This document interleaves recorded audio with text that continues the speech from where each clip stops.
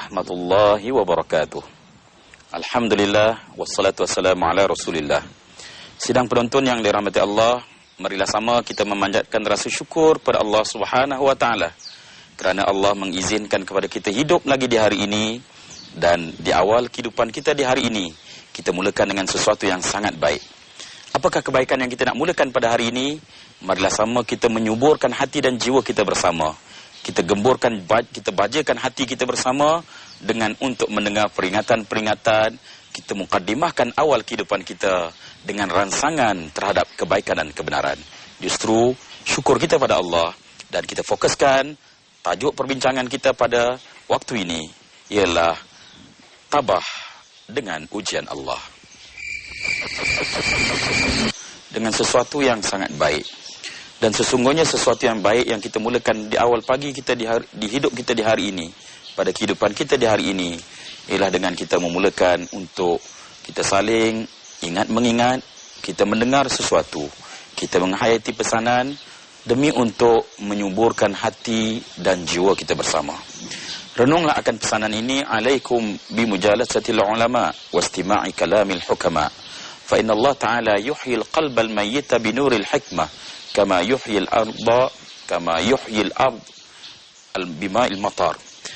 Hendaklah kamu senantiasa duduk dengan para alim ulama dan kemudian mendengar pesan-pesan hukama, kerana sesungguhnya Allah akan menghidupkan hati yang mati dengan curahan hikmah, dengan cahaya hikmah, sebagaimana Allah menghidupkan bumi yang gersang dengan hujan yang turun. Sidang penonton yang dirahmati Allah sekalian, jadi dalam pertemuan kita pada pagi ini, dalam pertemuan kita pada hari yang mulia hari ini, marilah sama kita menghayati di atas pesanan tabah ujian Allah.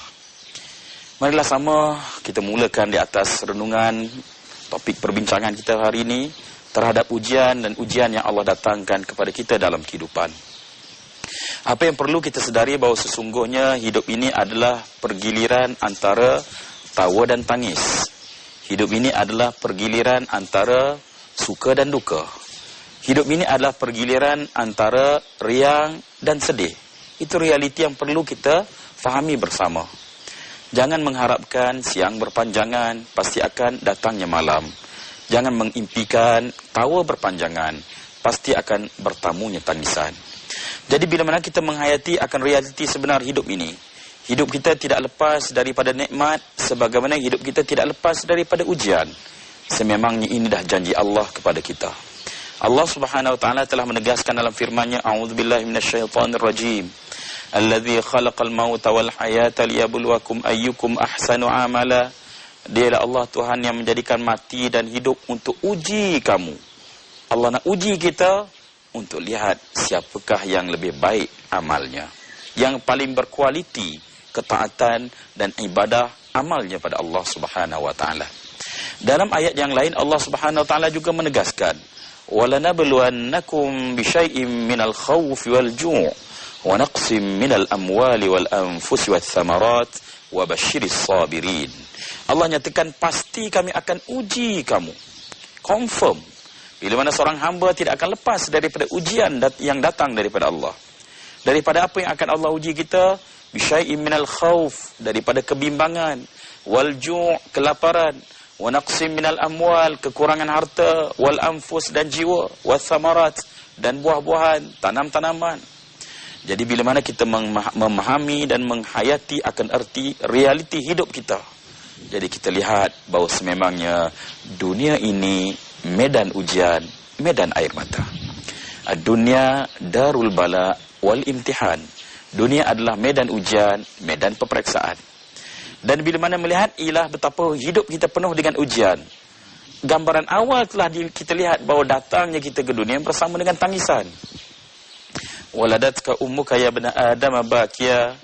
Ibu kamu melahirkan kamu, wahai anak Adam, dalam keadaan kamu menangis. Artinya bermula hidup kita dengan tangisan, ditutup hidup kita juga dengan tangisan, dicelah kehidupan kita berapa banyak air mata yang tumpah kerana ujian demi ujian di dalam kehidupan. Kita diuji yang dengan pelbagai ujian yang datang dalam hidup kita. Sama ada kehilangan orang yang kita kasihi, kematian orang yang kita sayangi. Kita tidak nak sakit, tapi dalam hidup kita ditimpa dengan ujian sakit. Kita tak nak bencana, tetapi banyak bencana dan bencana yang datang dalam hidup kita. Kalau kita nak susunkan seperti tsunami yang terjadi, seperti ribut taufan yang berlaku, seperti banjir yang melanda, ini adalah ujian dan ujian dalam hidup. Kita tak nak segala-galanya tetapi tetap datang kepada kita. Dalam masa yang sama pula, datang pula ujian kita, difitnah orang, dikata orang, dipandang lain oleh orang, persepsi yang pelbagai pada kita. Ini ujian dan ujian yang datang dan datang dalam hidup, kerana sememangnya telah dijanjikan kepada kita bermula hidup dengan tangisan dan ditutup hidup juga dengan tangisan. Sidang penonton yang dirahmati Allah sekalian. Tetapi soalnya sekarang, ini yang paling penting. Apakah bila mana ujian yang datang dalam hidup, ianya menjadi sebab untuk kita hilang ketenangan, hilang kebahagiaan dalam hidup? Ini yang paling utama. Sedangkan ingin bahagia adalah fitrah kita bersama. Tak kira semua manusia, walau apa rupa parasnya, walau apa warna kulitnya, walau apa keturunannya, walau apa bangsanya, malah walau apa agamanya sekalipun, setiap manusia yang datang dan Allah hantar ke dunia ini punya rasa hati yang sama, ingin menikmati hidup, menjadi orang yang bahagia, ingin bahagia dalam kehidupan. Tetapi soalnya balik, apakah ujian yang datang dan datang dalam hidup kita, ianya menjadi sebab untuk kita tidak dapat bahagia dalam hidup? Apakah sakit yang datang dalam hidup kita menjadi sebab kita tak bahagia? Apakah dengan sebab bencana alam yang berlaku pada kita menjadi sebab tercabut kebahagiaan dalam hidup kita? Apakah sebab kita dikata orang, difitnah orang, ini menjadi sebab hilang kebahagiaan dalam hidup? Apakah kematian orang yang kita sayangi juga akan menjadi sebab kita hilang bahagia dalam hidup? Itulah titik persoalan yang paling utama untuk menjadi bahan renung dan bahan fikir yang utama pada kita dalam pertemuan kita pada pagi ini. Dalam keadaan realitinya, semua manusia akan diuji. Bahkan semakin dalam cinta Allah pada seorang hamba, semakin hebat ujian akan diberikan kepadanya. Semakin mendalam cinta Allah kepada seorang hamba, maka akan semakin hebat akan dicurahkan kepadanya ujian dalam kehidupannya. Idza ahabballahu 'abdan ibtalah, bila mana Allah sayang kepada seorang hamba, akan Allah uji hamba tersebut. Jadi ujian dan ujian yang datang dalam hidup akan datang pada semua manusia. Tetapi manusia yang lebih Allah sayang, lebih Allah cinta, akan Allah berikan ujian kepadanya. Tetapi persoalannya balik, sidang penonton yang dirahmati Allah sekalian, apakah ujian yang datang, cabaran yang datang, dan segala musibah yang melanda dalam hidup kita, ianya menjadi sebab untuk tercabutnya kebahagiaan dalam hidup? Untuk kita melihat jawapan, kita kembali bersama selepas ini dalam menghayati topik perbincangan kita, tabah menghadapi ujian yang datang dari Allah. Sidang penonton yang dirahmati Allah, kembali kita bertemu, dan pertemuan kita pada kesempatan ini di atas topik yang sangat penting untuk kita memahami dan menghayatinya, itulah dia tabah menghadapi ujian yang datang dari Allah Subhanahu wa taala. Sidang penonton yang dirahmati Allah sekalian, sesungguhnya manusia semua akan diuji. Ini sudah satu ketetapan yang datang dalam kehidupan. Yang baik diuji, yang durhaka juga akan diuji. Yang sembahyang diuji, yang tak sembahyang juga akan Allah uji. Yang berpuasa Allah uji, yang tak berpuasa juga Allah uji. Jadi kalau begitu keadaannya, sidang menonton yang dirahmati Allah sekalian, semua manusia akan diuji. Marilah sama kita meletakkan kita pada posisi yang terbaik. Dalam erti kata, kita menjadi mukmin yang sejati, Muslim yang mengamalkan, yang benar-benar menghayati keislaman kita, mukmin yang benar-benar sejati. Bila mana kita berada pada kedudukan kita mukmin yang sejati, yang tetap Allah uji, daripada menjadi seorang yang tidak mukmin tetapi Allah uji juga. Jadi pada kedudukan ini, marilah sama kita lihat, Allah Subhanahu wa taala langsung, Maha Suci Allah, Allah langsung tidak berlaku zalim pada hambanya. Wa mallahu bizallamin lil abid. Allah sekali-kali langsung tidak berlaku zalim pada hambanya. Jadi ketika ini, marilah sama kita memperkasakan jiwa kita, celikkan mata hati kita, melihat yang tersirat di sebalik yang tersurat, melihat hakikat di sebalik kejadian, merenung apa sebenarnya yang dimaksudkan dari ketentuan. Jadi Allah uji kita, bagi kita yang bernama seorang Muslim, dan kita mengharapkan kita benar menjadi seorang mukmin. Bila mana Allah uji kita, ada maksud yang tersirat yang datang dari Allah untuk kita. Dan maksud yang paling besar hikmahnya yang perlu kita hayati dengan ujian yang datang dari Allah kepada kita, Allah memaksudkan ialah untuk dihapuskan segala dosa-dosa kita. Untuk dijadikan satu penghapusan supaya jangan kita diazab nanti di hari akhirat. Allahu Akbar. Sidang penonton yang dirahmati Allah sekalian, siapa kita dan tidak ada sebarang manusia yang mampu untuk menanggung azab Allah pada hari yang sangat mengerikan. Hari yang manusia berkumpul di padang mahsyar dalam keadaan sangat menakutkan. Hari yang manusia terpinga-pinga di padang mahsyar mengharapkan pembelaan. Hari yang dinamakan hari penyesalan. Hari yang berkumpul seluruh manusia. Pada hari tersebut, apa yang kita harapkan adalah keampunan daripada Allah, kerahmatan daripadanya. Dan di antara kerahmatan yang akan diperoleh oleh siapa? Ialah manusia. Allah berikan ujian waktu hidup di dunia. Dan dia sabar. Dia memahami apa maksud daripada ujian tersebut. Dan dengan sebab itu, Allah hapuskan dosa-dosanya supaya jangan diazab di hari akhirat. Dan ianya hanya menanggung kesengsaraan di atas musibah yang datang dalam hidupnya sewaktu dia berada di dunia. Sidang penonton yang dirahmati Allah sekalian, alangkah baiknya Allah kepada diri kita. Di atas maksud yang baik ini diberikan kepada kita. Dianugerahkan kita senyuman untuk kita boleh bersyukur. Dianugerahkan kepada kita tangisan untuk kita boleh bersabar. Diberikan kepada kita nikmat untuk kita boleh jadi hamba yang bersyukur. Sebagaimana dikurniakan kepada kita ujian supaya kita jadi hamba yang bersabar. Jadi kalimah sabar dan tabah, ini kalimah yang sangat mahal nilai dan harganya. Kerana sesungguhnya Allah janjikan bagi orang yang sabar dengan ganjaran-ganjaran yang tersangat banyak. Malah diberikan ganjaran pahala dan kelebihan bagi orang yang sabar sehingga yang dinyatakan sebagai bighairi hisab, tanpa hitung daripada Allah. Diganjarkan dengan pahala, diberikan kelebihan yang tersangat banyak bagi orang yang bila mana tabah dalam hidupnya, sabar dalam hidupnya menghadapi dan berhadapan dengan ujian dan jangan datang daripada Allah Subhanahu wa taala. Sedang penonton yang dirahmati Allah sekalian, jadi bagi seorang mukmin, ini yang Allah nyatakan dalam Al-Quran. Mereka-mereka yang bila mana ditimpakan kepada mereka ujian, alladzina idza asabathum musibah, mereka-mereka yang bila mana ditimpa ujian kepada mereka, qalu, berkatalah mereka, inna lillahi wa inna ilaihi raji'un, sesungguhnya dari Allah kita datang dan kepada Allah kita semua akan kembali. Menghayati akan makna kalimah ini, bahawa kita ni hamba yang lemah, hamba yang dhaif, hamba yang kerdil, hamba yang tidak punya sebarang apa-apa. Kita datang daripada Allah Subhanahu wa taala dan kita akan kembali pulang kepada Allah. Jadi bila mana kita menghayati di atas ketundukan diri kita selaku seorang hamba yang memang selayaknya akan menerima ujian yang datang daripada Allah, dan bila mana kita faham ujian tersebut bermaksud untuk menghapuskan dosa-dosa kita, maka ketika itu hati kita akan jadi tenang bila mana diuji oleh Allah Subhanahu wa taala. Hidup ini terlalu singkat, sidang penonton yang dirahmati Allah sekalian. Malang jika kita penuhkan dengan sengketa dan air mata. Ya, hidup yang terlalu singkat kita penuhkan dengan kesedihan berpanjangan, kita penuhkan dengan kedukaan yang tidak ada kesudahannya, sedangkan duka dan sebagainya ada perkara rasa dalam jiwa kita. Kita tidak boleh kawal arah angin, tetapi yang boleh kita kawal ialah layar hati kita. Apa maksud daripada kata-kata ini? Angin, taufan, bencana yang datang dalam hidup kita pasti tidak boleh mengawalnya. Walau sehebat mana, secanggih mana manusia cuba untuk menghalang, sakit tetap datang dalam hidup. Walau pelbagai cara manusia nak hadapi bencana tetap datang dalam hidup. Kita tidak boleh kawal arah angin, tetapi yang boleh kita kawal ialah layar hati kita. Bagaimana kita menjadikan hati kita di atas ujian yang datang, di atas ujian yang datang ke dalam hidup kita, kita sediakan hati yang bersabar.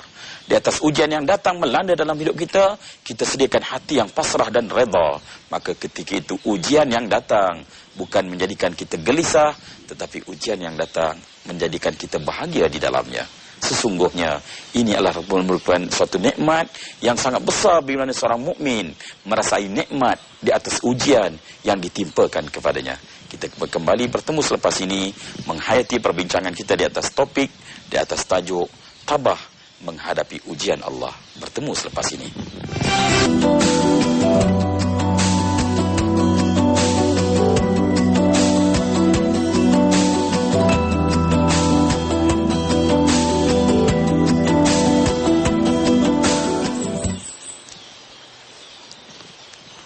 Sidang penonton yang dirahmati Allah sekalian, alhamdulillah kembali kita bertemu dalam pertemuan sesuatu yang kita harapkan semoga di hari ini jiwa dan hati kita benar-benar subur dan terangsang untuk sesuatu yang baik dalam kehidupan kita.